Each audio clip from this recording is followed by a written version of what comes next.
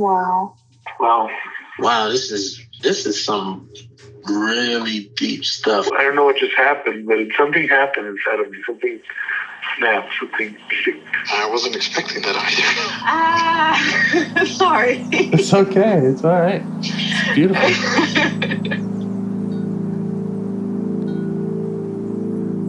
Monster is like really small, but it had to become that to stop me. And then the hurt child became present when you mentioned it. And I didn't realize this until now. There were things that I didn't remember until now. Funny. I haven't seen that before. It feels like I'm the monster. I'm kind of seeing images of things. Of a world where they can exist.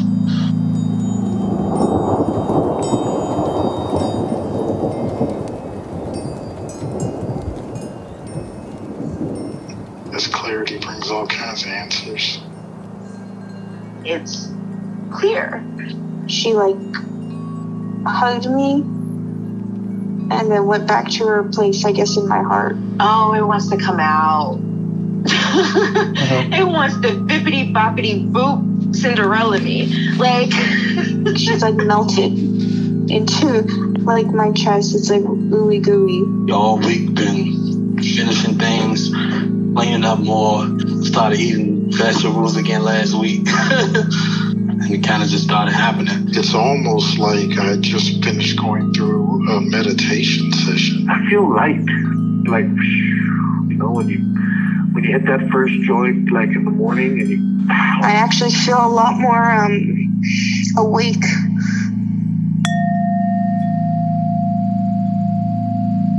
So,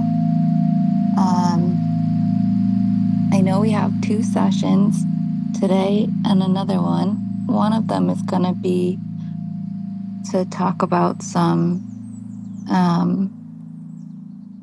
parts that we spoke about the other day. And then the other one, I wanted to talk about parts around smoking. Yes. I'm happy to go anywhere you like in either conversation.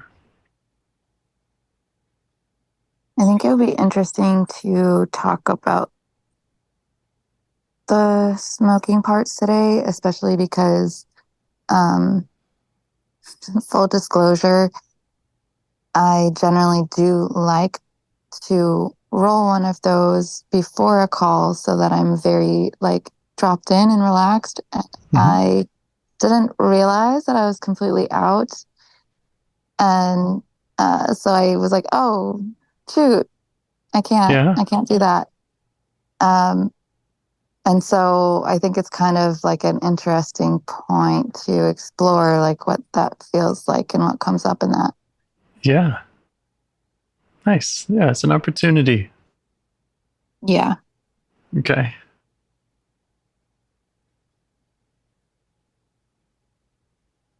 All right. Shall we have some meditation or any other way you'd like to get started? Yeah, let's do some minute meditation would be great. Okay. I'll set a timer. Thanks.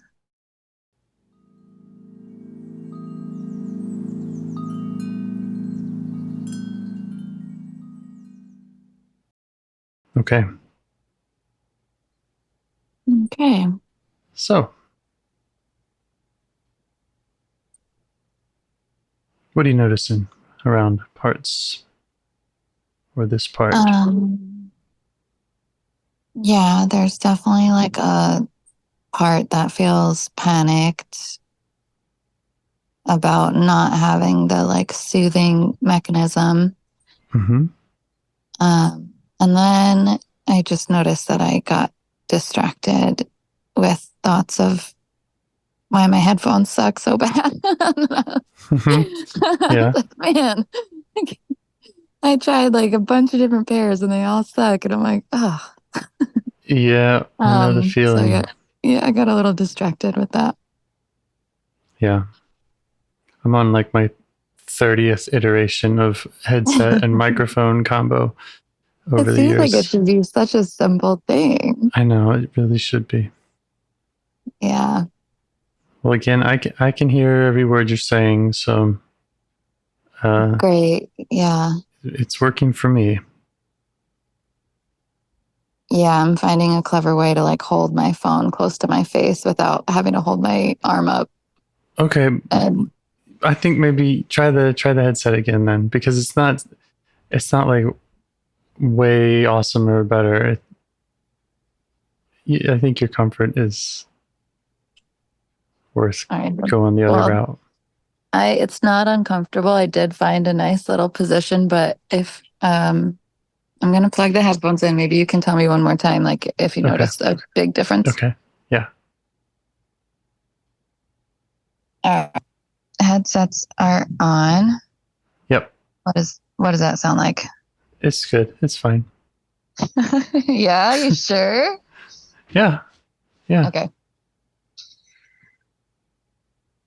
We can maybe fix it in post.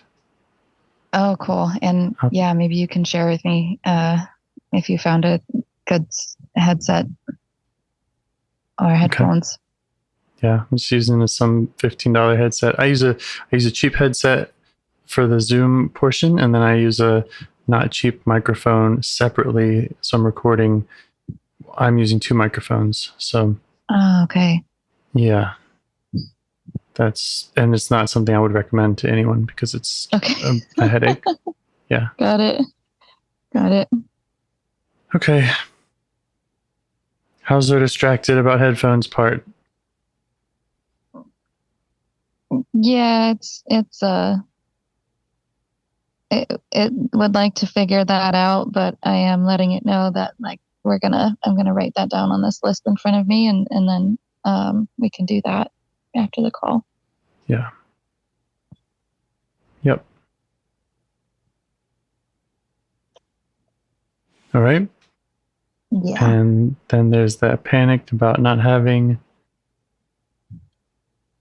a soothing smoke.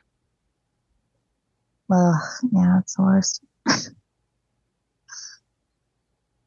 Yeah. Yeah, it came up briefly at the beginning of the meditation, like a kind of critical voice of like, oh my God, I can't believe we forgot. Can't believe we yeah, I like intentionally left myself a reminder, like the glass jar that I put that mixture into. I like left it out on the kitchen table so I'd remember that I was out. Mm-hmm. And that did not work. And yeah, this part's just kind of yelling at me about that, like panicked and kind of upset that we forgot. Yeah. Oh, I'd love to hear more from it. How do you feel towards it? I can get more curious about it.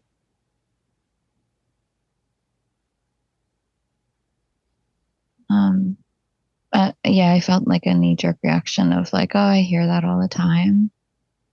Like this part's always freaked out about whether or not we have supplies, but I think, yeah, I'm just recognizing that and getting a little bit of space.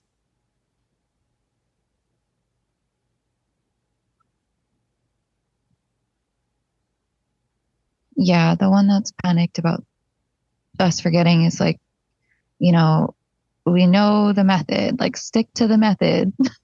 Like, yeah. The method of this soothing mechanism that works so well in its opinion. And like, I think,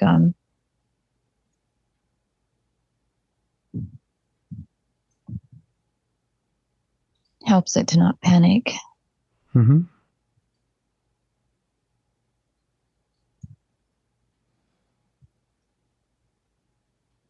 I'm very curious about the nature of that panic.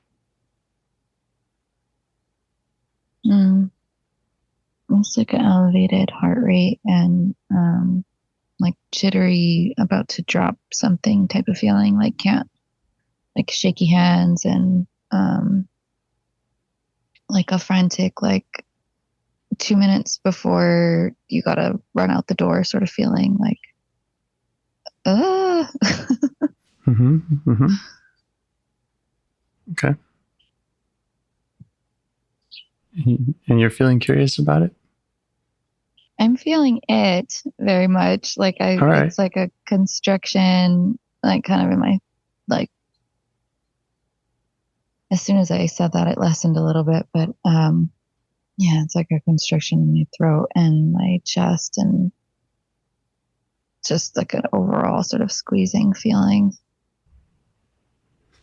Okay.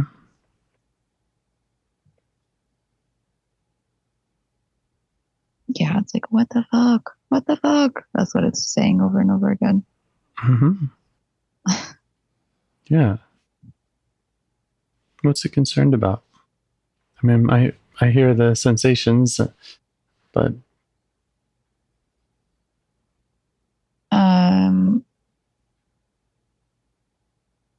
Losing our coping mechanisms means like we're gonna fall apart. okay.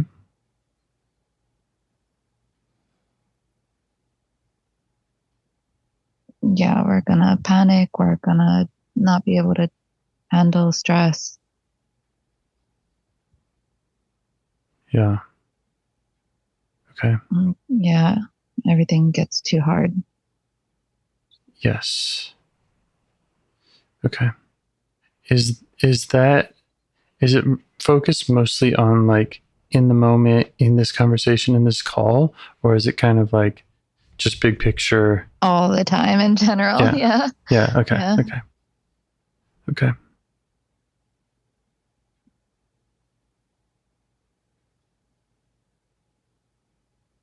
Yeah. So things just feel too hard, feel too stressful without it. Mm-hmm. Yeah, that seems like a fact to this part. Mm-hmm.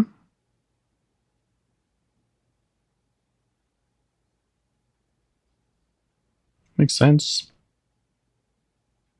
I mean, if that's one of the properties of the medicine. Yeah. Yeah. Even just the act of like inhaling and exhaling a lot is part of like the calming, and like the sensory aspect of it. And it's all just like soothing. Like, yes, the medicinal properties are of the plants, but the act of too. Watching smoke and taking deep breaths. I wonder, like, we don't have to answer this, but I'm curious, like, how much percent of it is one versus the other? Like, if we broke out all the parts of it, what each one is worth in the. Hard to tell because I only experienced them together, so it's like not sure. Okay.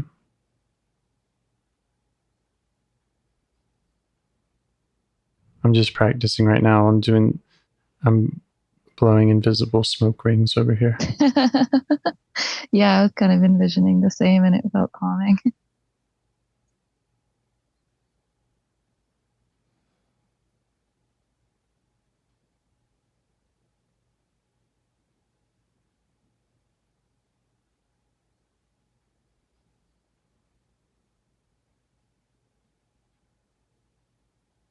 And this part said that it was a fact that things would fall apart without that, and it's elaborating a little bit on that to say, like, you don't want to we just don't want to find out what will happen. Like, everything falling apart is what we're pretty certain will happen, but also we just like would really rather not find out. Yeah. It's reasonable.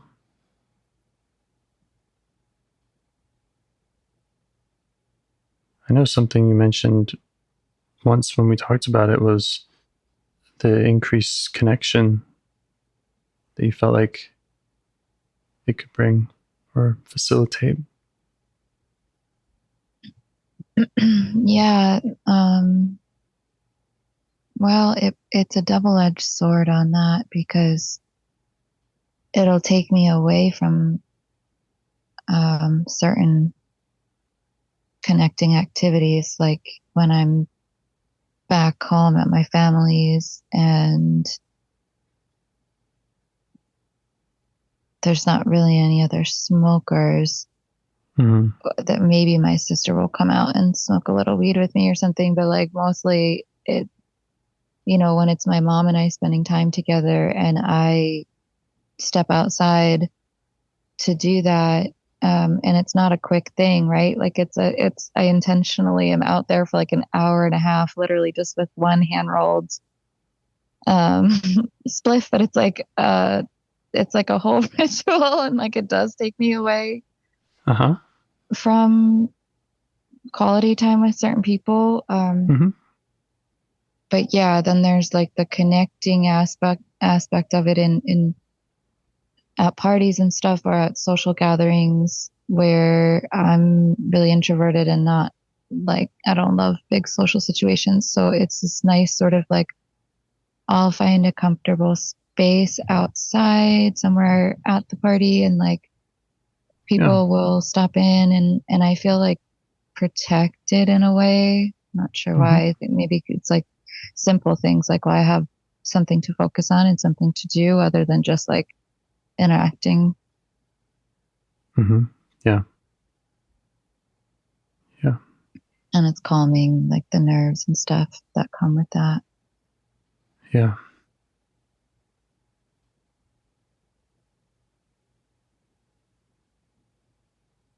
I have another kind of logistical, technical question. Mm-hmm. So, all right, so you're out of it right now. Like, assuming you don't quit now, when will you have more? Like when could I or when will I? Either.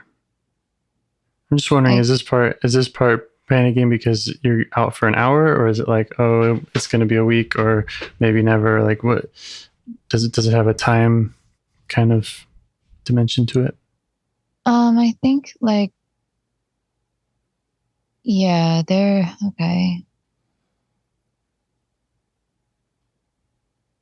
If it was just to wait an hour, that wouldn't be a big deal at all to this part. But it's like, whoa, this is a like quote unquote therapy hour type thing, right? Like this is you're trying to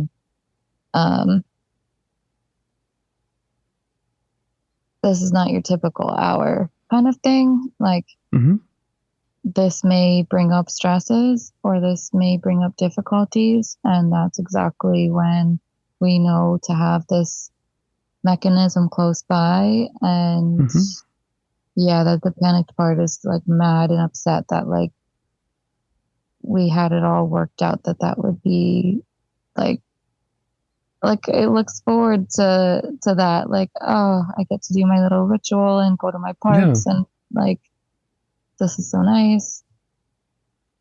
Yeah. But yeah, I mean, I can, in reality, I can just go get more tobacco after this. And yeah. Okay. Great. Well, and I think there's a little worry that I won't, like, because there's always the threat that I'm going to quit from other parts of my system. Right. It can happen at a drop of a hat where like I will just impulsively like throw everything out or tape it up and lock it away and like just be like, we're done. Okay. All right. So I'm hearing two kind of higher things that make the stakes feel higher. One is that this is your therapy hour where you might go to stressful things and you liked having that, this part liked having that backup support for that. And the other is that what if this is the time that you quit and then it never gets to experience? Yeah, what if these other parts like seize this opportunity and like shut that door?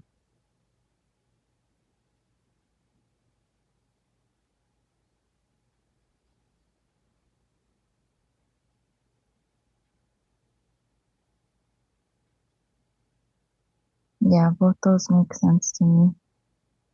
Yeah.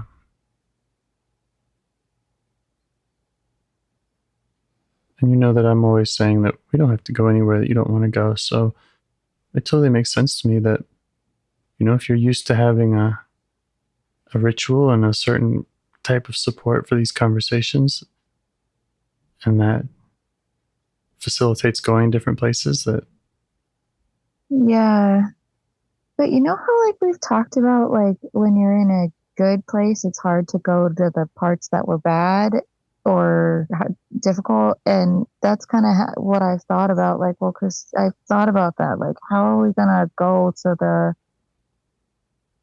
how are we going to work with all the parts around smoking if we smoke while we talk about it? Because then, like, it's not a real threat that it's going to go away or, like, you know what I mean? I don't know. I just thought perhaps this will be a good opportunity to see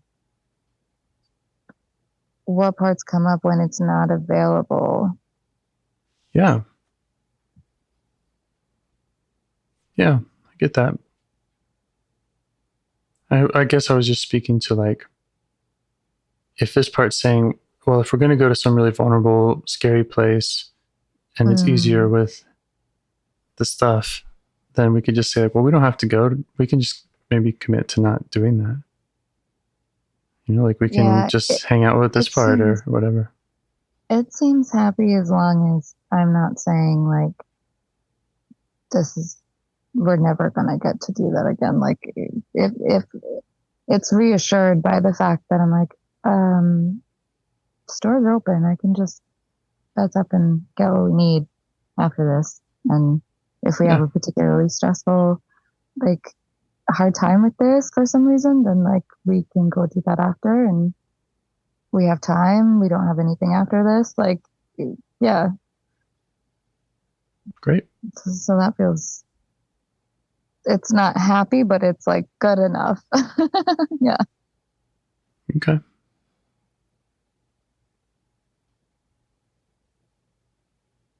Yeah. So it does like being acknowledged and just kind of its concerns being spoken for, spoken to.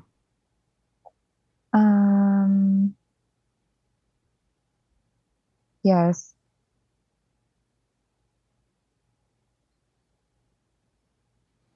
Yeah. I'm definitely noticing like a lot of tension in my body. So you're noticing a lot of tension? Yeah. Okay. Yeah, like every time I check in with my body, I just notice that like my shoulders are up to my ears and my jaw's tight, and like just keep having to like each time I check in, I just remember to relax them. But yeah, there's definitely a tension like in my teeth and neck and shoulders, and yeah. Okay.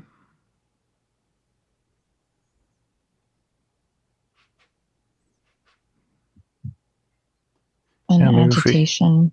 If we can get to know them some, learn more about what their message is.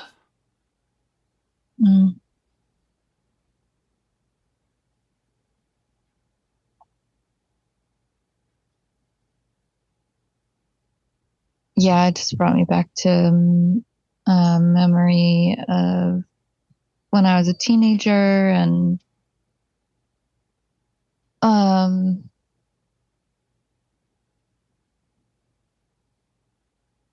I worked in a restaurant when I was 13, and the only way you got breaks was if you smoked a cigarette. So I started smoking because I wanted to have a break. And my sister was also a waitress there, and she was older than me. That's how she got me the job illegally, because I was technically too young to work, but she got me a job. And I could borrow one of her cigarettes or borrow a cigarette off a waitress and go smoke. And so I kind of secretly like developed this habit. My even my sister didn't. I don't think she knew, or she pretended not to know. We never talked about it. And whenever my mom would notice that I smelled like cigarettes, like it was still back in the day when you could smoke cigarettes indoors. So, and I worked in like a sports bar or restaurant. So I was like, oh, it's just smoky in there, Mom. And we took a family trip, and so like on top of the waitressing, like on top of the smoking at the restaurant, I was smoking a lot of weed out whenever I wasn't working or at school.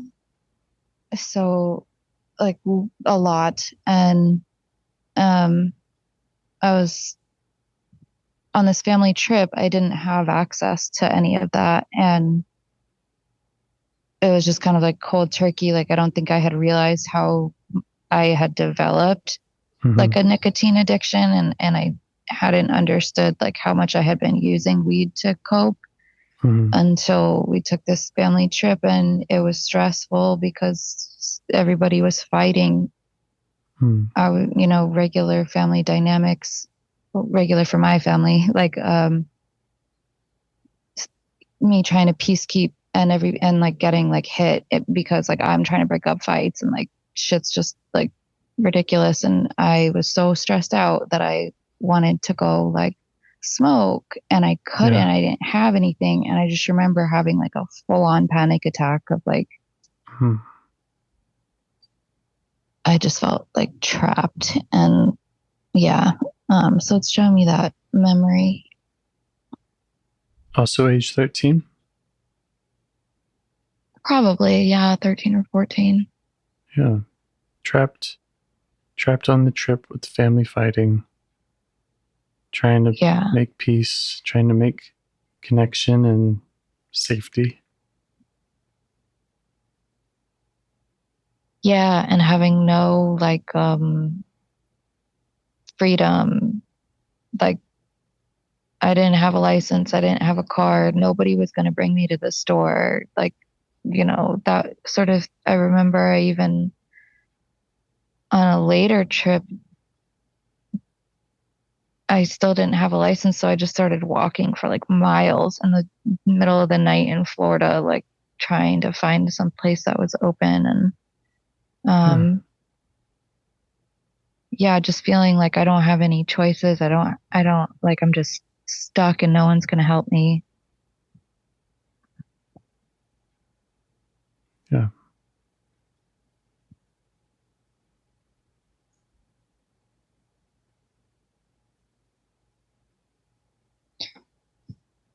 Oh, I got really blended with her. Just now? Yeah.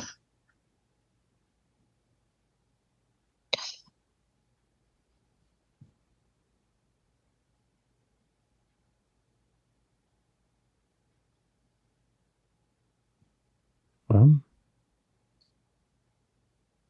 if you ask her not to blend, we could get to know her from a place of self.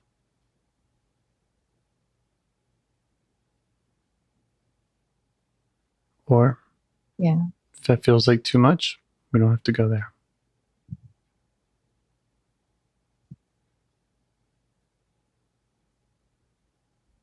Yeah, I'm just asking if she'd step out in front of me, how she would feel about that.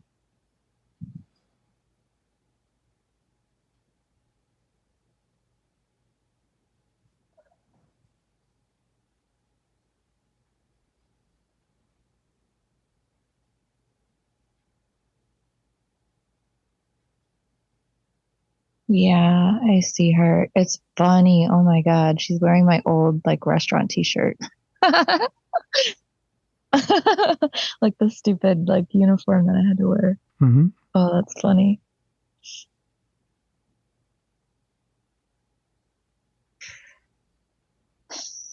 Yeah, what else do you notice about it?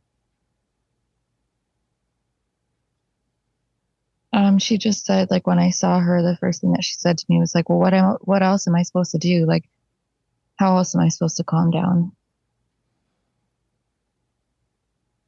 It's a good question. She feels like she doesn't have options. She feels stuck, trapped. Yeah. Yeah. And we know that you do have parts that judge that behavior as gross and bad and needs to stop, right? Not allowed. And not even just parts, but it's like everybody in her life too. Like everyone around her there's no room for that. And that's not what anybody wants to see. Yeah. Yeah. Just acknowledge that. Let her know that you get that. And that we're not coming with judgment. Yeah. Yeah.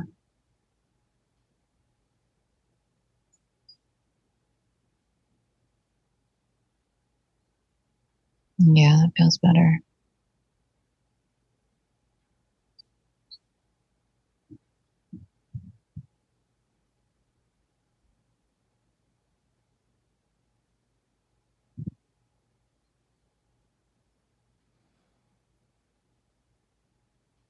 I also see it as a way that she like fits in with the adults. And I mean, technically she wasn't supposed to tell anybody she was as young as she was.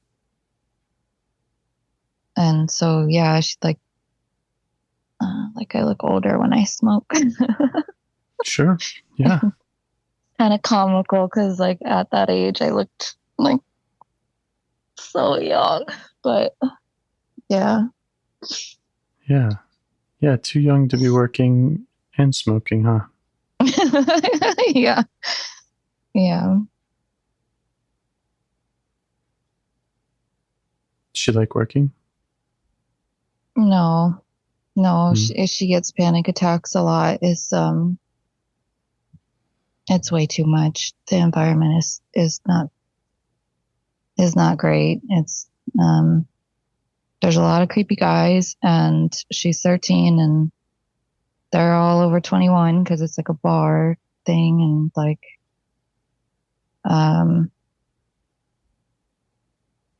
yeah, just a lot of creepy situations, a lot of fending off stuff like that, and 10-cent wing nights. She just would smell like hot wings for the whole week. Like it was just couldn't get the fucking smell off. Like yeah, she just no, she hated working.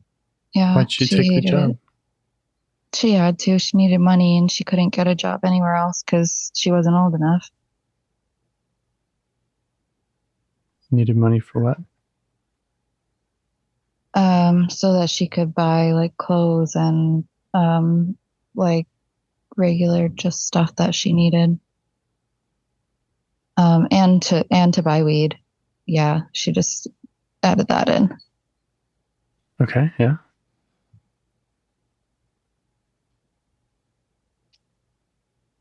Yeah. So she had the weed, she had the cigarettes.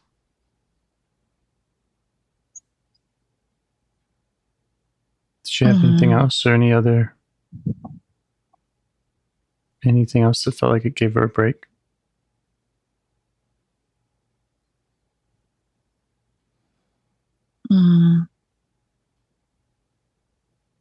Her dogs.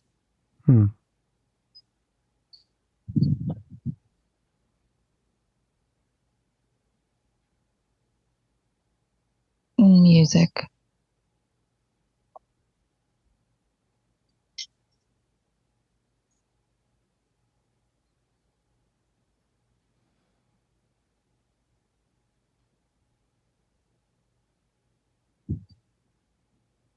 Yeah, creating stuff like sewing or drawing.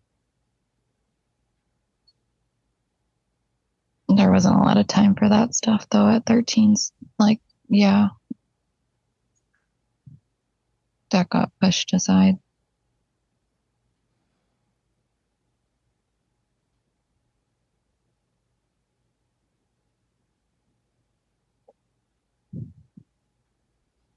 there's definitely a lot of like peer pressure for her to be drinking.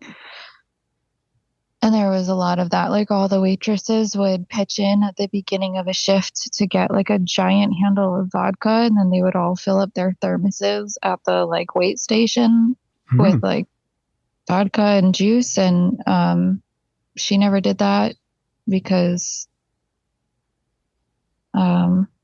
she didn't like the way it made her feel, and she knew she needed to be like on guard at work. So like smoking cigarettes is fine, but she would never be high at work. She would never smoke weed at work. And she wouldn't drink at all.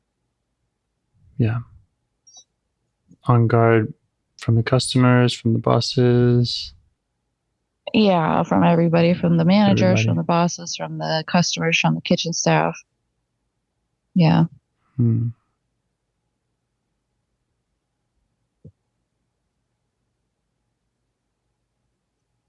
How's she like being able to tell her story here? Just to get me out of here.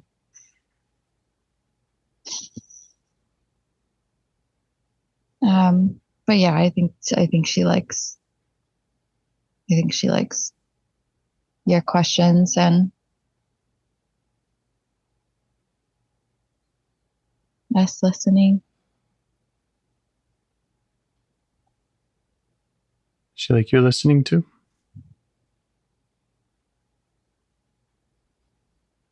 Yeah, I think she just notices it less because we keep blending and then unblending and blending and unblending. I want to take some responsibility for that.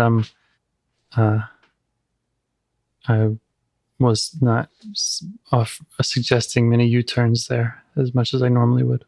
That's okay. It hasn't been too much. And sometimes it's helpful when we just kind of go with it because then I really get a sense of her. Yeah.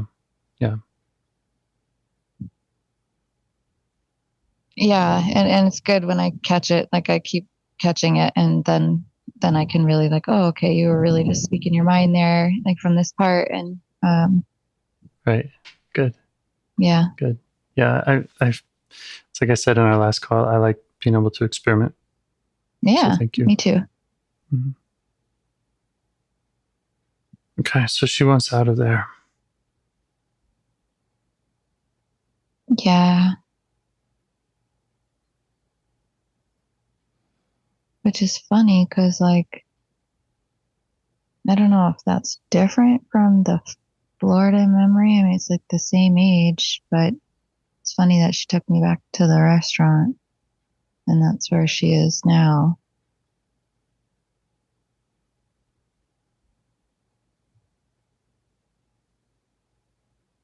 I wonder if the restaurant is kind of like that's her world. The Florida thing was an event, an extreme event. Yeah.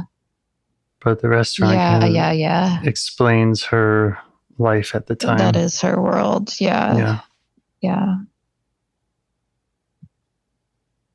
Yeah, because like she's in the only other place that she really spends a lot of time is at school, but at school she's so tired from working so late that she's like not really present. And then in between is just riding around in cars with boys smoking lots of weed. And by boys, it's like her friends, like the ones that she's like, yeah, her boyfriend or her like core group of friends. How'd she like that? It was better than work, but lacked meaning. Yeah. So she often just came home feeling like kind of emptier than she did. Yeah. And would just like music and journal and like be like kind of depressed. But yeah, it was like it was a better option than being at home or being at work.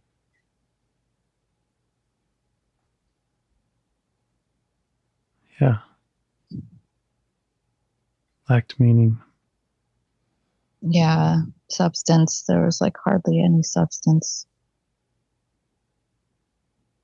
I'm assuming those other kids in the car were also getting away from something. yeah, we were all just like, how stoned can we get until we don't even know our own names? Like, wasn't really an intentional no community there.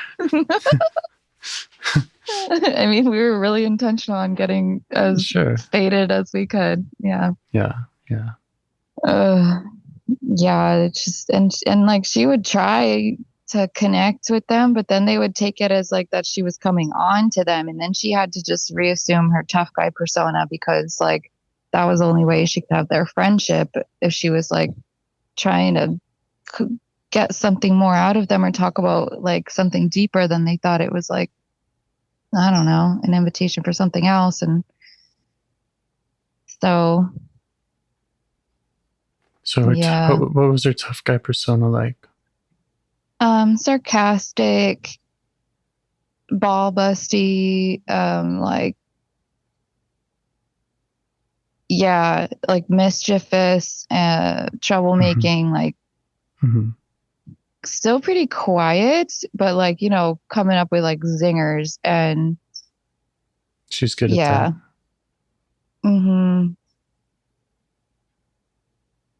Yeah, I imagine with all the siblings. Yeah. She learned how to do that. Okay. So yeah, when she's with her friends, trying to find some connection there and some depth there was also not really safe, or would lead to other things that she didn't want. Or would cost her friendships. Yeah, because then she has to turn him down and say, no, I just want to be friends. And then they think she's a bitch and they don't talk to her anymore. And yeah. That's how that goes.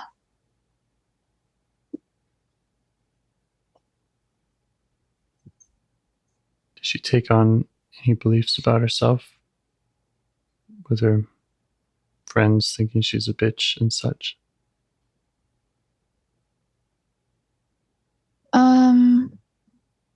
Yeah, I mean, it's kind of ironic because like she was seen as a bitch because like she was either quiet or defending herself.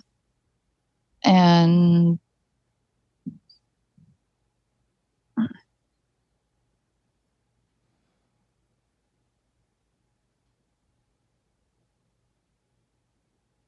beliefs about herself, you're not going to get your needs met. So like meet them yourself.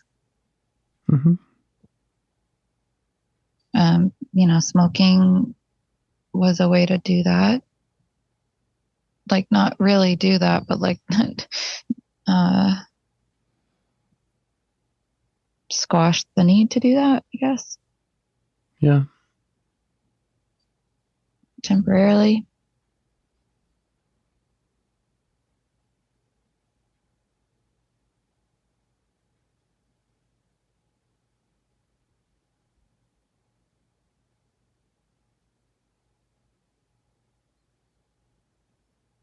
I have some curiosity about something I don't want to disrupt. No, you're good.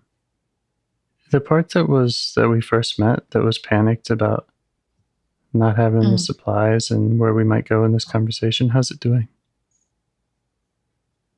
Good. It's been mostly off in the distance. It popped in maybe once. And just very briefly, I think like the first time I blended with this teenage part. But then since then I haven't. Yeah. Great. How's the tension in your neck and shoulders and teeth? Softer. Okay. Yeah, definitely softer, not as rigid.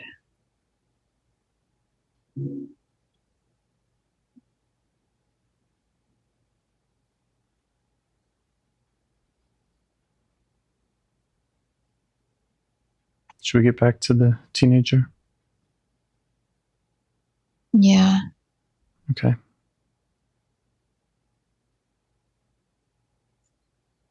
Yeah. I'm just noticing like how tough she is, but also like that's a external toughness.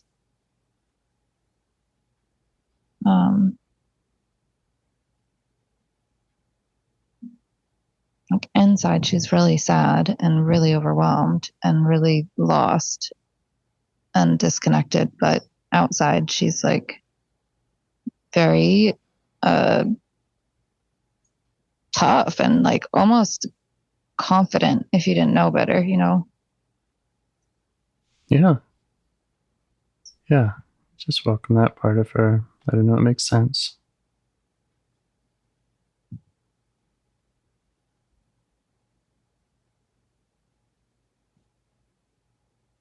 And let her know that the better that you understand her, the more you can help her out.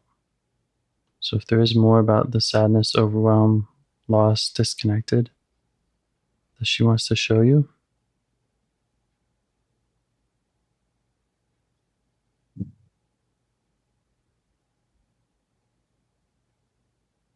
doesn't have to be shared with me.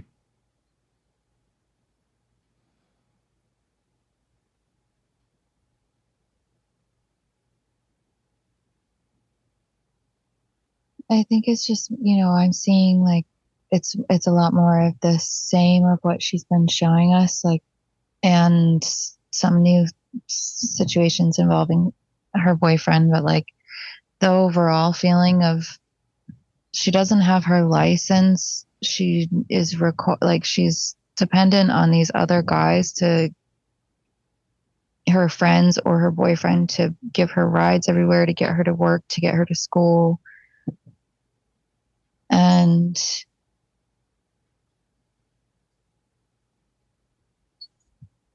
I just see her like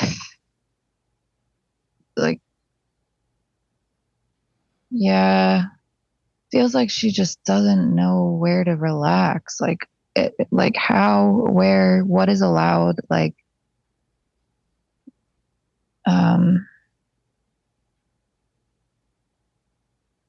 definitely struggling with like feeling dependent on other people but also not connected to them. Yeah.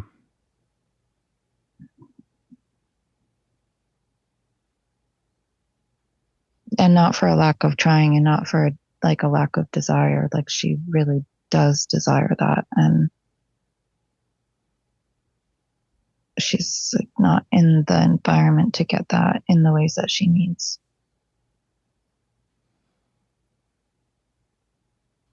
Okay. Does she feel like you understand?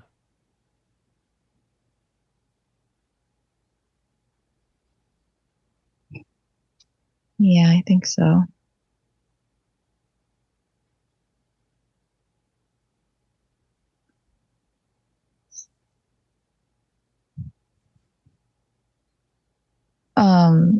I'm just gonna say this because it's been coming up a few times where she like keeps asking to like if she can get out of this uniform and burn it, and I think I've just kept putting it off because I figured that sounded like an unburdening thing. Yeah. But like it keeps coming up, so I'm like, okay, she's really like, because when you ask the question of does she feel like you really understand, she was like, if you really understood, you'd get this fucking t-shirt off me, like, like so I think she really wants to get this t-shirt off. All right, I vote yes. Yeah, like get the smell of like the cigarettes and the chicken wings off of her. Okay, I'll go to the other room. Thank you. What a gentleman, she said. All right. Yeah. Yeah. And just to be like in what she wants to wear, like, you know, not this what's she want to wear? thing I'm supposed to wear. Like, something like flowy and comfortable, and yeah. Yeah, it's like light and flowy and soft and okay. Take your time.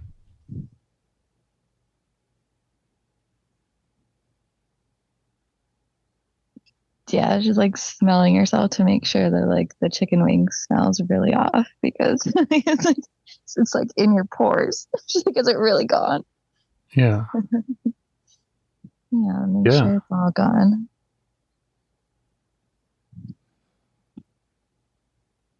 Yeah, that's nice. Yeah, she doesn't have to wear that shirt or smell like that anymore.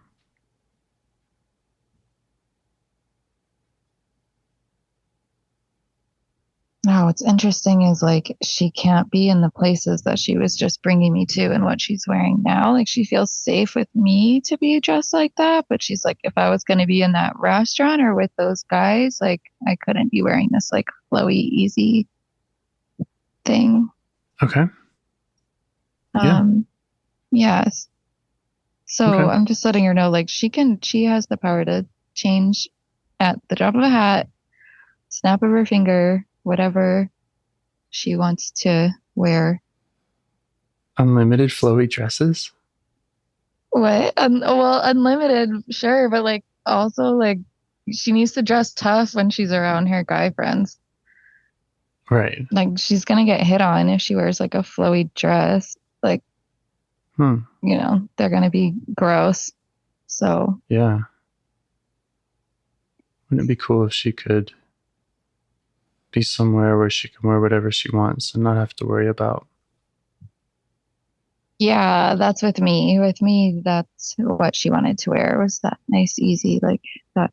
With me, that felt good. Yeah.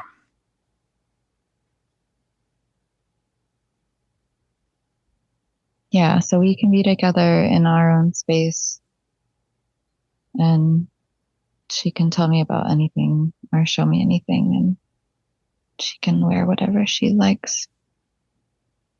Yeah. A lot of times I'm suggesting that, we offer to go back and redo things, to be there for a part in the way they needed someone at a certain time. You can offer that. Or if she doesn't want to revisit anything specific, that's fine.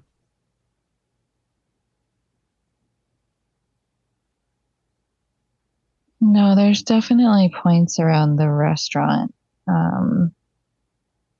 that she would like to redo. One came to mind. I'm sorry, I'm getting distracted because there's a call coming in. I'm just silencing that. Okay. Okay.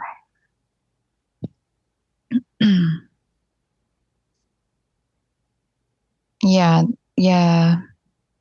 It's one of those memories that I can't really explain why, but at the oddest times, like it'll just pop up, and it's probably only been like a handful of times since then, but yeah. Great. So yeah, she didn't,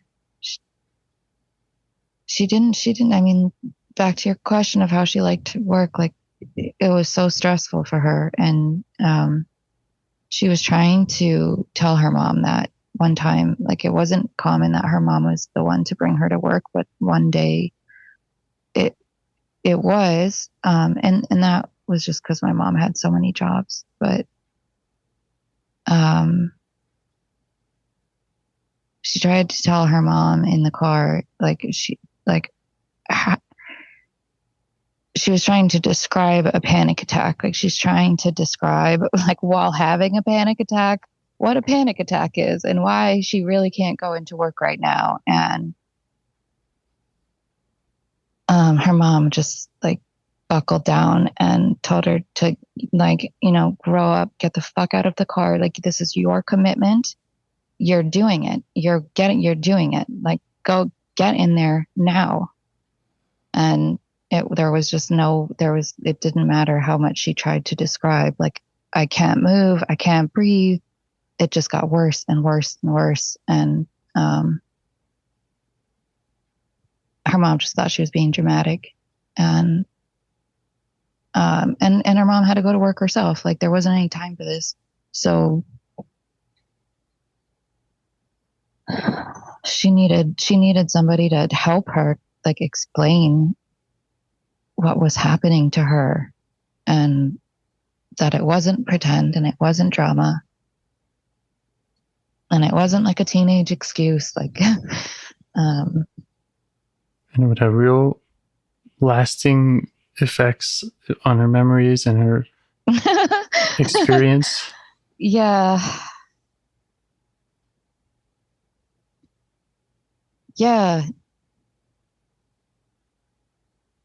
And that her instincts that this wasn't a very safe or supportive environment were real, and not being told to be turned off. Oh, it was so real. Yeah, and she didn't have the verbiage to explain that. Like, she didn't, especially not while she was so panicked, and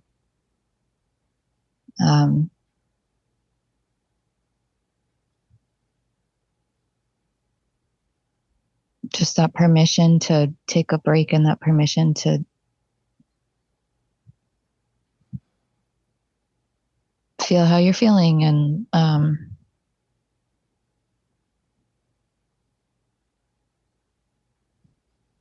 someone to help her speak when she couldn't speak. Yeah. She needed help getting her message out, and she needed permission to have a break. Yeah.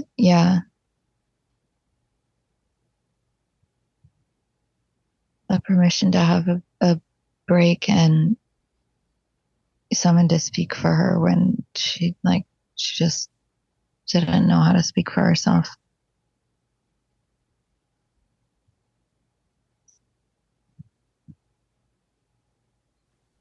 Okay. She couldn't get it out. It wasn't safe for her to,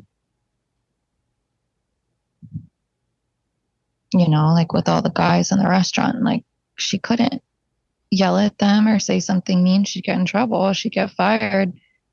And who was she going to tell? Her male boss, who's also a perv, So it wasn't as simple as she didn't have the words. Yeah. Yeah, with her mom, she didn't have the words, or the words that she did have weren't getting through.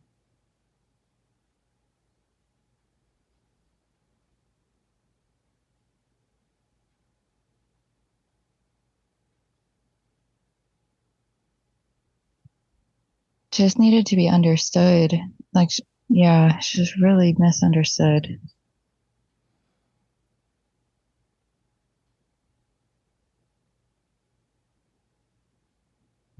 I think that's that disconnected feeling that she's talking about, just like feeling misunderstood by everybody that she's showing me.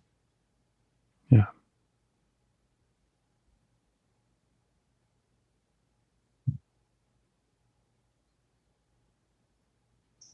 So can you bring her that understanding and communication and permission for a break? Yeah, she can wear her flowy, lovely dresses, and I'm not gonna think that that's an invitation. And I'm not gonna take advantage of that, and I'm not gonna force her to do anything she doesn't want to do, or go anywhere she doesn't want to go. I'm definitely patient enough to hear whatever she wants to tell me, to really understand her. And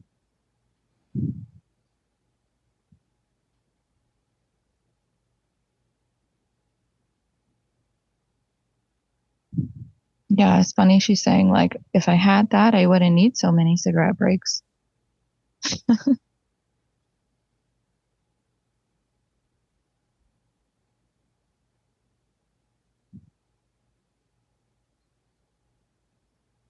Yeah.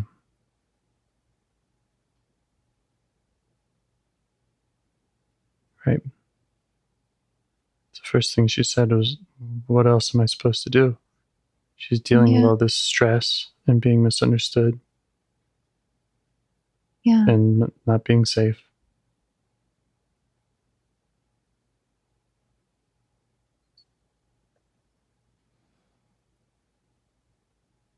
Yeah, she's got a tough life and she really needed an ally,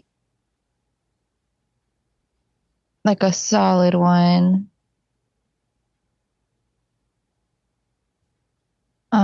Yeah. She's showing me some more about what was going on too. Like, just really, I think I blocked out a lot of my teenage years, or part did. Yeah.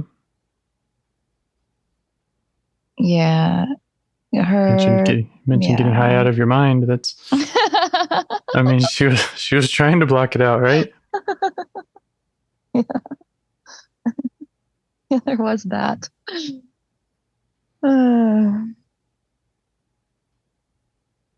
Yeah, she just like that solid ally, like that solid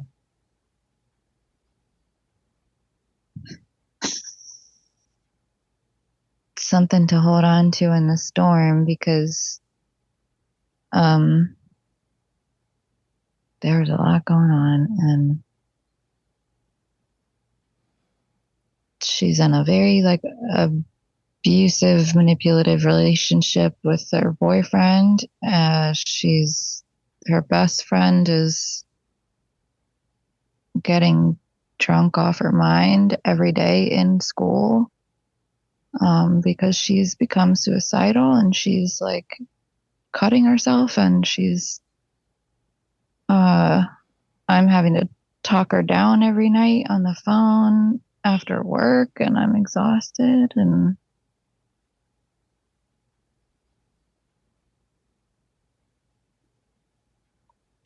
but anytime she has a problem or she tries to share like something, then it's just like this is just like everybody has a hard time. Like a teenager is just hard.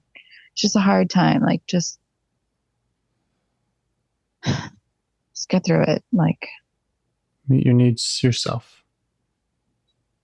Yeah. What she needed was a solid ally to hold on to in a storm. And the closest thing she had to that was a cigarette. Yes. Yes, exactly. That is her solid ally, is like her weed and her smoking. Mm-hmm.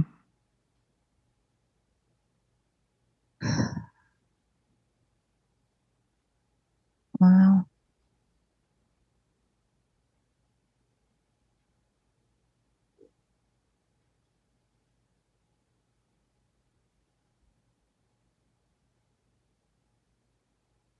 Mm.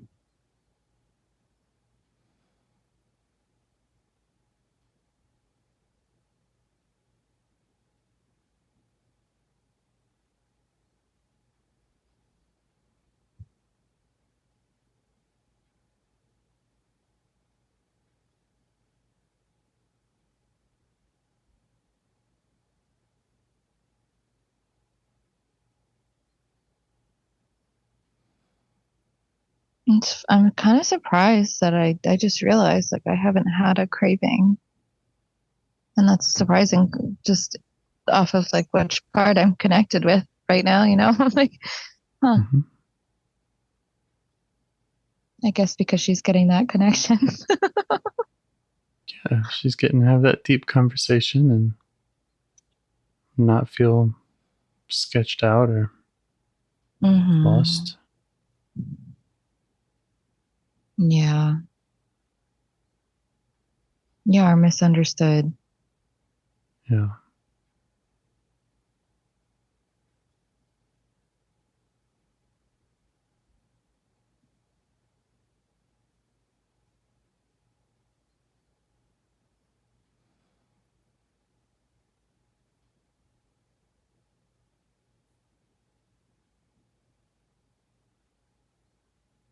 Any other scenes she wants to revisit with you? I guess the Florida scene.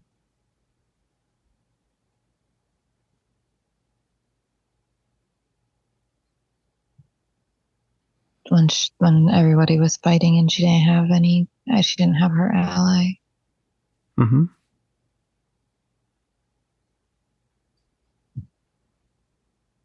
What did she need? Yeah. Other than smoking? I mean, actually, like, is it bad? She's like telling me to just give her a smoke. Like, does that defeat the purpose of this? I don't know. She might have needed a smoke. She wants to go for a walk with me and smoke. Like, she wants to talk and go for a walk with me and smoke and like have someone to talk to about like just all how hard this is. Yeah. And that would have been her going for a walk with someone who cares about her with a cigarette would have been way more healthy than being stuck Having like an screaming endless family panic attack and all night. getting hit and having a panic attack. Yeah. Yep. Yeah. Sounds like an improvement. Yeah, she wants to have like a long, leisurely, like where we end up at a park and we sit on the swings and there's nobody around.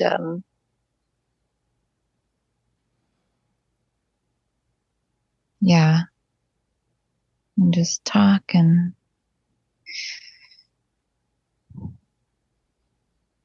smoke and watch the smoke rings and someone who understands. Yeah. And someone who understands the smoking, right? Like, yeah. Yeah.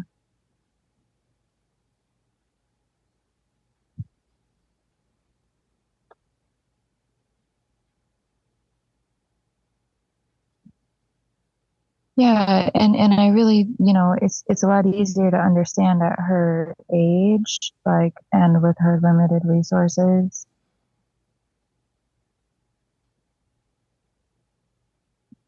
Like, she's not wrong when she says, like, what else am I supposed to do? Like, she wasn't like, well, yeah, she didn't know other ways of coping. yeah. I really get it.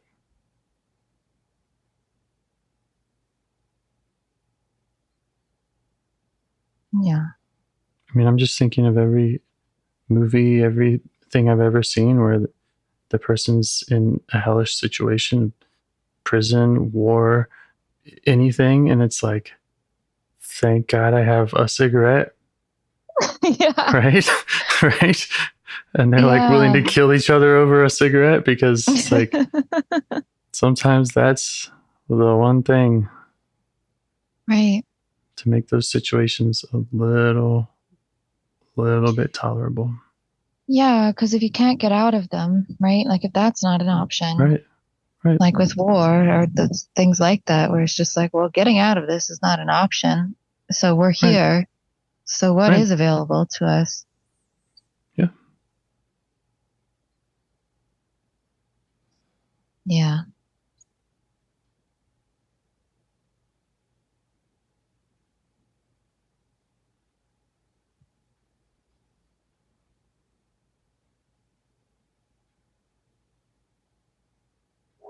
Yeah, I'm just letting her know, like, I don't have those judgments on her, and I know she feels shame around it, and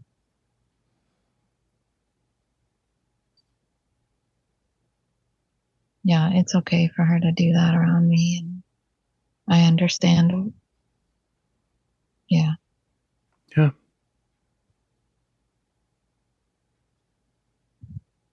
Yep. Okay, I'm impressing her with my rolling skills now because they're a lot better than when I was 13. So, well, yeah, if your joints last an hour and a half. We've perfected this art, baby. Yeah, we're bonding a little bit over that. And just the like intentionality and skill behind it too. Like this took time and attention. Mm-hmm.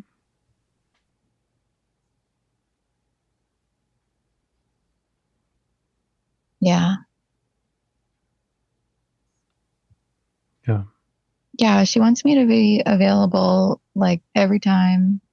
She wants to have all her smoke breaks with me. That's what she's saying. Yeah. Yeah. I think it's great.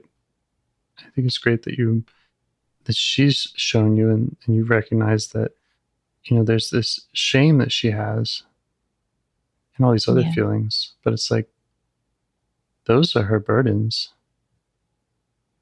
Yeah. The cigarette is a crutch, a symptom. Something to do, something to hold on to, something to. I mean, she didn't know this at the time, but force you to breathe. Like when you're prone to panic and anxiety, something that helps you just take a bunch of deep breaths. Like,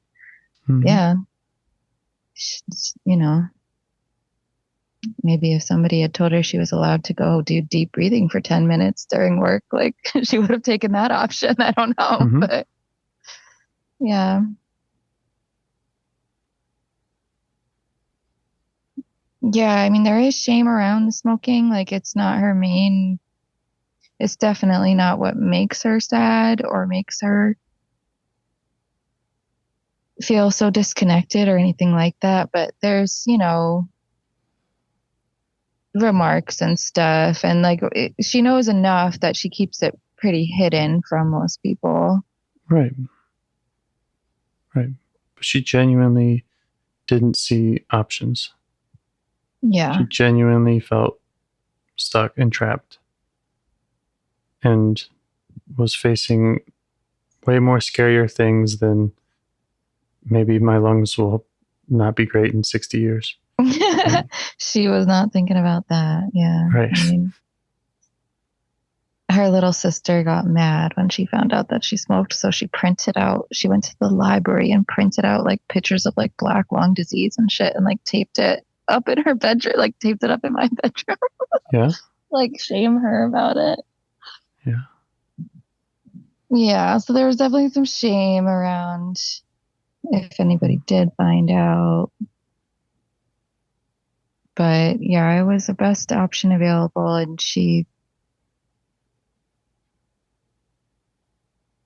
I think you just feel pretty like untouchable by certain things at that age. Like you don't think about long-term stuff.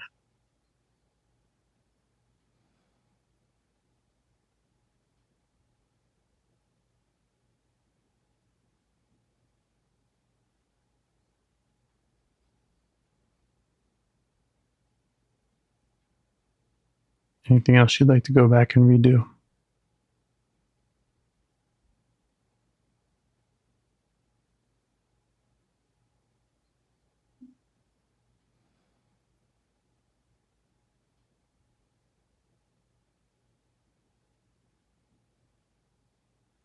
Nothing comes to mind. We're just sitting on these swings, talking and smoking and looking at stars. Okay.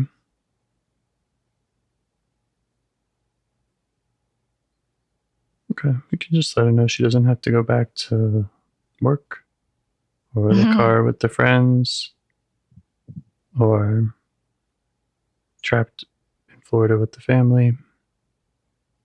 Yeah.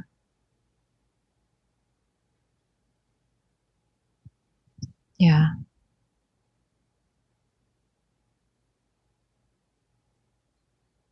She doesn't have to wear those old clothes or smell anyway. Right. And that if she's ready, that she can also let go of that shame that she's been carrying and give that up.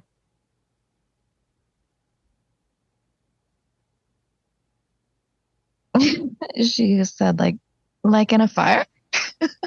Like in a fart? Sure. Like in a fire. Oh, okay. I heard fart, but fire, She likes sure. that too. Combine them. Yeah, fire. Yeah, she's like, he's funny. Yeah, she got perked up at the like, we can get rid of those things, or I forget how you put it. I was saying that she doesn't have to go back to the places, and she doesn't have to be stuck with the clothes or the smells. Yeah. And then I said, and also if she's ready, she To could give those let go things of up. the Yeah. she could let go of the shame. Okay. Yes. Yeah. And that's when she perked up and said, like, in the fire. Mm-hmm.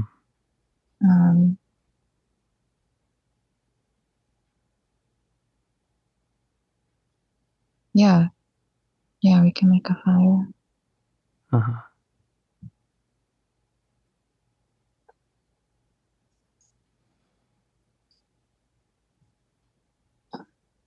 All right. Well, yeah. She's like, well, if we're making a fire, we can't do it on the playground. We should go to the beach, which she is right. That is a better place to have a bonfire. So we can do that. Mm-hmm. Can build a fire.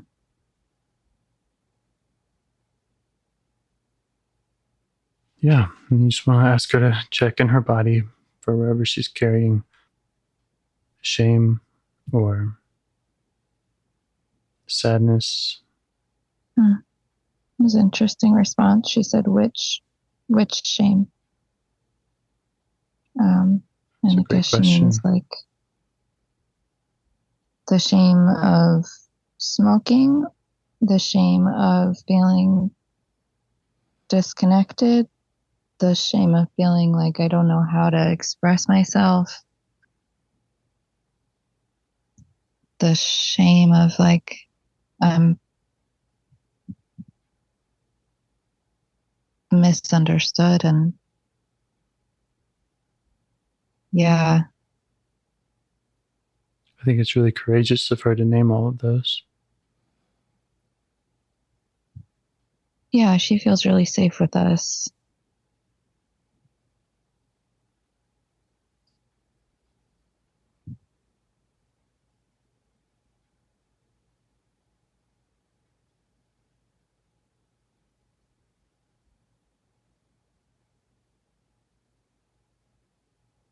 I'm just letting her know that she can put as much or as little of any of those into the fire in whatever order, at whatever pace.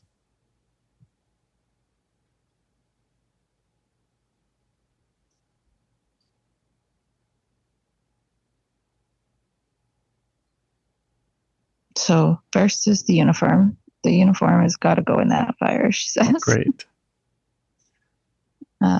Yeah, so we can.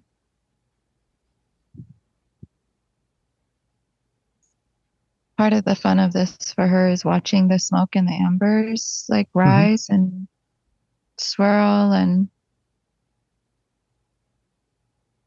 go off above the water. And I'm imagining that uniform has all that chicken grease on it to help it. oh, that shit goes right up. Yeah.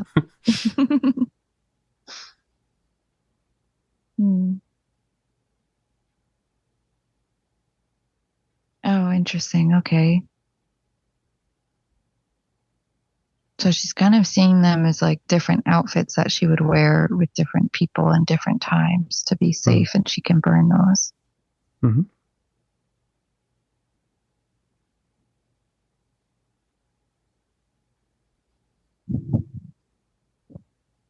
Yeah.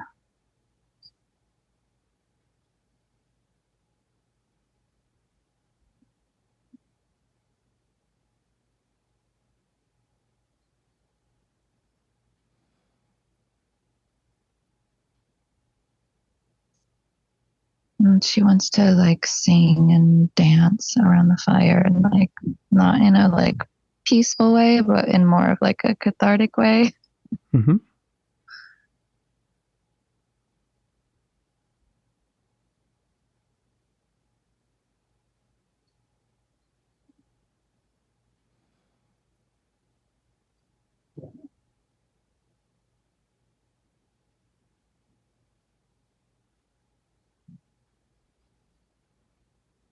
Huh.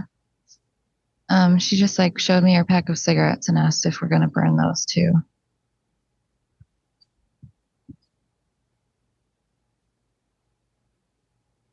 can always buy more. That's true. Yeah, I just told her if you want to, burn whatever you want.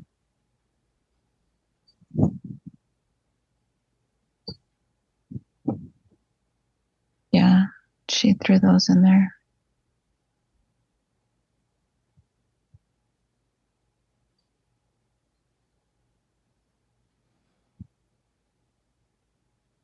And she's throwing some like, don't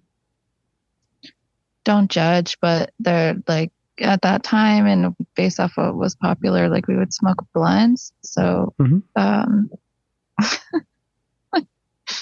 she's throwing some blunts in the fire, and to her that's representing like this disconnection with her friends, like this just like shame around like not feeling connected to anybody and trying to smoke her way out of that shame. Yeah.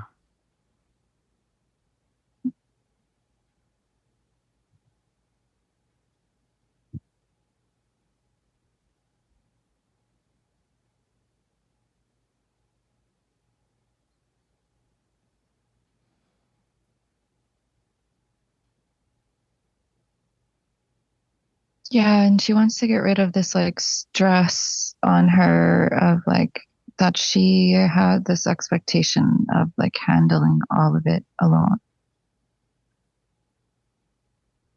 It's like this weight. Mm-hmm. She had the expectation to make money. Yeah.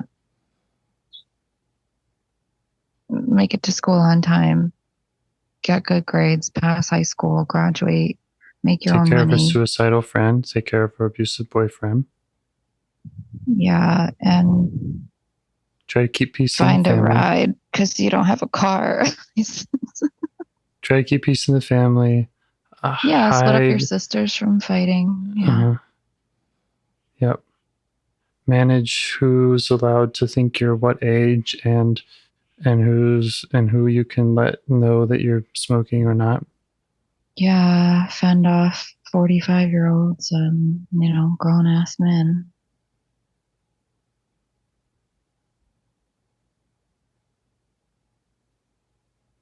Yeah. Yeah, it's like a big weight on her. It's like in her hair, on her head, on her shoulders.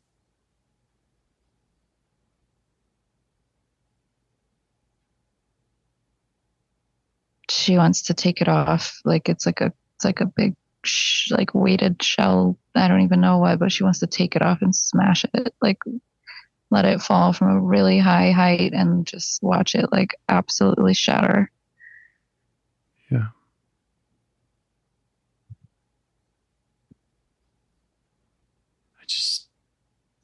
I just had the thought, she's medicating herself. Yeah. The tobacco and the weed. And it's like, I asked like, why do you have to work? You said to make money, you ought to buy weed. It's like, so you have to buy your own medicine. Yeah.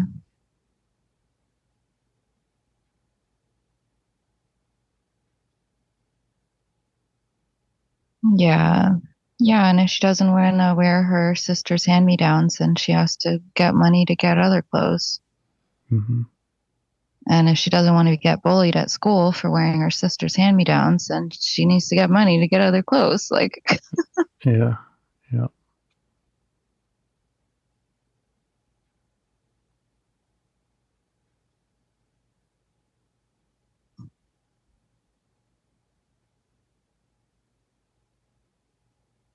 yeah, there's definitely, I think that was part of the like burning the clothes in the fire. It was like, yeah, that was part of her burden. Mm-hmm.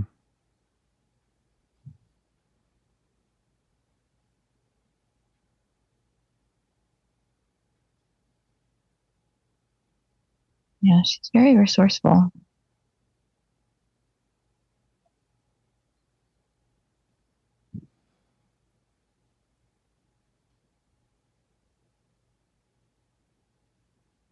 Yeah.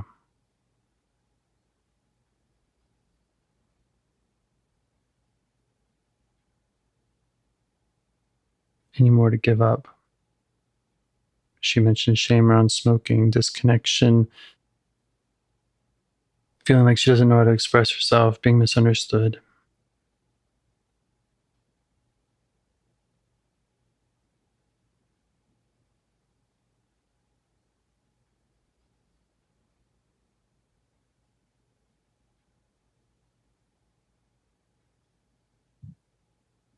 Just that permission to take a break.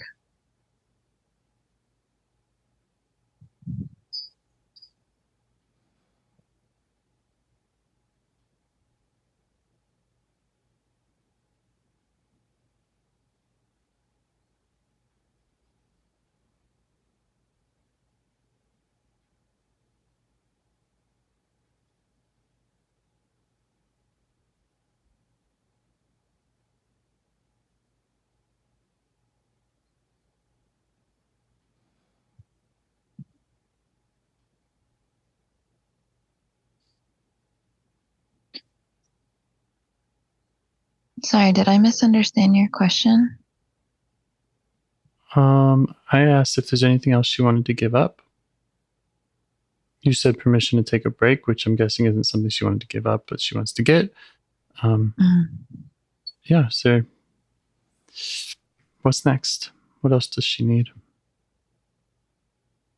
to let go of or to create with you?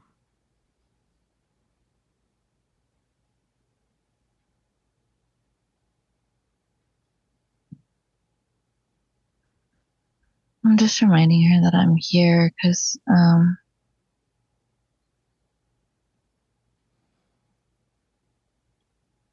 think she started to feel kind of like lost.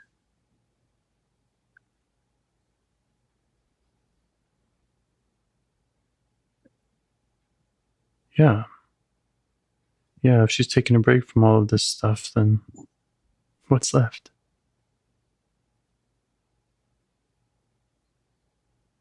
So that could be something you help her with. Oh, it's just Connecting. loads of sadness. Okay. What's left? Yeah. Yeah.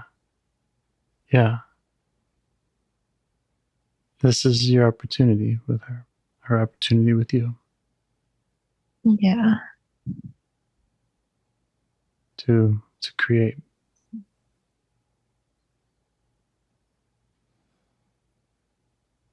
And to honor that sadness that didn't feel like there was much else for her.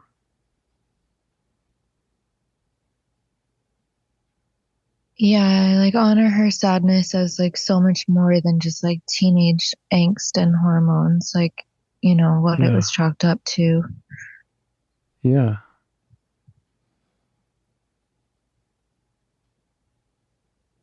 And like her sadness, I mean, the shit that she goes through is like, you know, that would make anybody sad. It doesn't. Yeah. And she was stuck in it. She didn't have a license. It sounded like she was dealing with shit pretty much all day. Yeah. Yeah, and she couldn't sleep at night. I had really bad insomnia, so it's just like,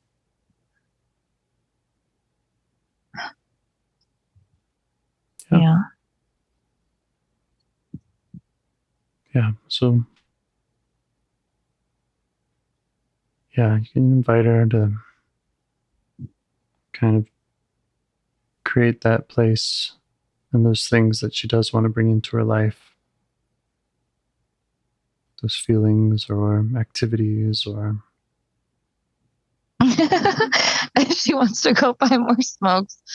I told her it's fine. She's like, I regret it. Like I want to, like, yeah. She. I told her it's fine. it's fine.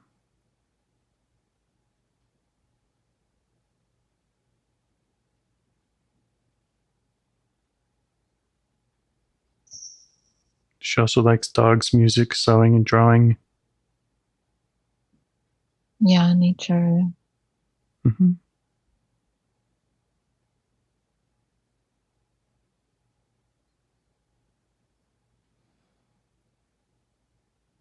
Yeah. Yeah, that's good. I'll remind her of her options.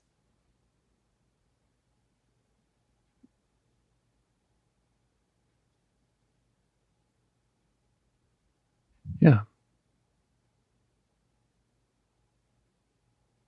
It can take time. Yeah. I'm just aware of time. I feel like I've been talking for a long time. Hour and a half. Oh yeah. Yeah, and again, I apologize. I really am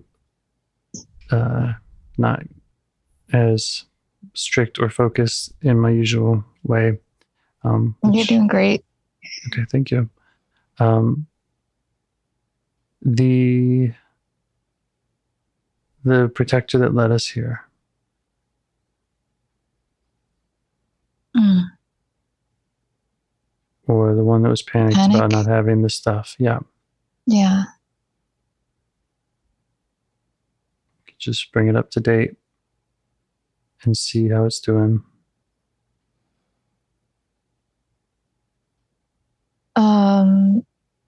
I feel like the panic lives in her. Mm-hmm. Does that make sense? Like a protector could be, yeah, just. And that's probably where it was born out of. It was born out of her experience. Yes. Yes. Mm-hmm.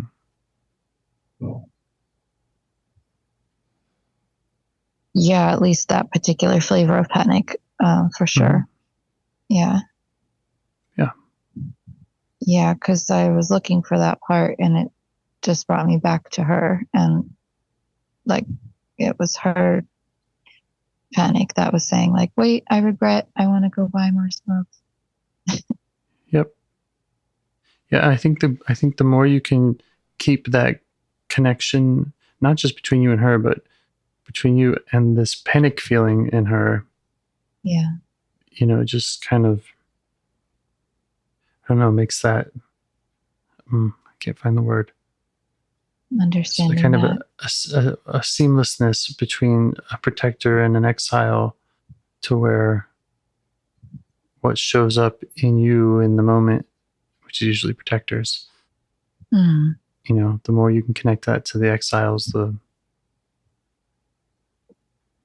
more you can help them and just bring everybody back. Yeah, that makes sense. Like a fast track to her. Yeah. Yeah.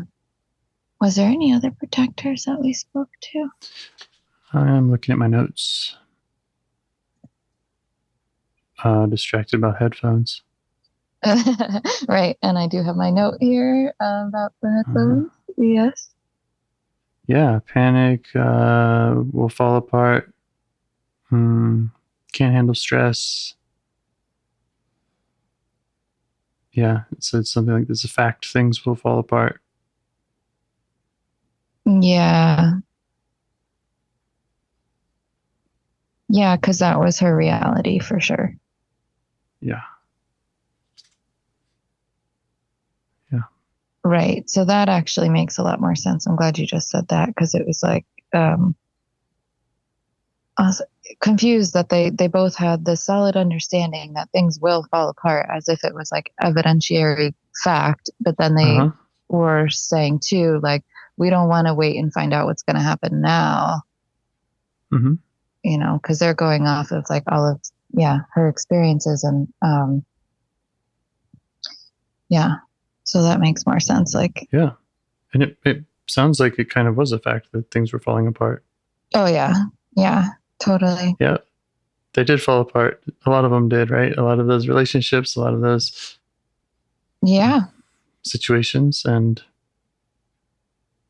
it's like, we can have something to hold on to during that. Or okay, well, she just told me that next time we're together, she wants to burn that restaurant down too. Awesome. Which is hilarious, because they have actually like that's not the same restaurant anymore, but I still see like the building is still there, and even though they renovated it and stuff, I just get the worst feeling. Yeah. Should not be hiring 13-year-olds to work at a bar. Yeah, well, fucked there was up. like 3 feet of cigarette smoke from the ceiling, like at all times too. So that was like a Yeah. great place to work. you know. Yeah. Yeah. So she would like to do that. I'm just handing her a box of matches and I'm telling her to go for it. Fun. Yeah. Okay. Yeah. And I Anything can else? revisit with her. I don't want to rush her. And I just want to leave this like kind of open-ended for her in the sense of like Yeah, I think that's great. anything else because I feel like there was a lot going on and there's probably a lot more like nuances and stuff her and I can get into. Yeah. Yeah. It's a lot of different relationships that she was navigating, a lot of different shit that all has its own stories and Yeah. histories, feelings. Yeah. Yeah. And It's she tough. has her It's like tough. confidant now. Yay. Good job. Yeah. Yeah. Thank you. Anything else? Thank you. No, thank you so much for your patience and for your awesome listening abilities and question My asking pleasure. abilities too. But yeah, it really put the listening abilities to the test. So thank you. Yeah, my pleasure. Thank you. All right, I'll talk to you soon. Okay. Have a good night. Have a really good night. Bye. Okay. Bye. Do you want to help bring more self-energy to the world? If you'd like to participate in calls or help out with this project in any way, I'd love to hear your ideas. Join the Discord server or contact me at james@liveifs.com. A huge thanks to our audio engineer, Yvonne, for your care and diligence in editing the calls. To every caller for your courage in sharing some of your parts. And to anyone out there getting to know their internal system, keep going. Who knows? That might be the most selfless, helpful thing you can do for others, and you're the only one who can do it. If you'd like to see us reach the largest audience, we must please the almighty suggestion algorithms at iTunes and YouTube. And they don't care about the power of IFS. They're looking for likes and shares and comments, and the sooner the better. Follow the links in the show notes right here in your podcast player to make your wishes known. And now, a minute of meditation. Or if you prefer, pull over. You can do it in 60 seconds. Just click one of those links. They're right there, and give us a like or a 5-star rating. It would really help. If you think this project is helping people, you're helping people by sharing it. Thank you.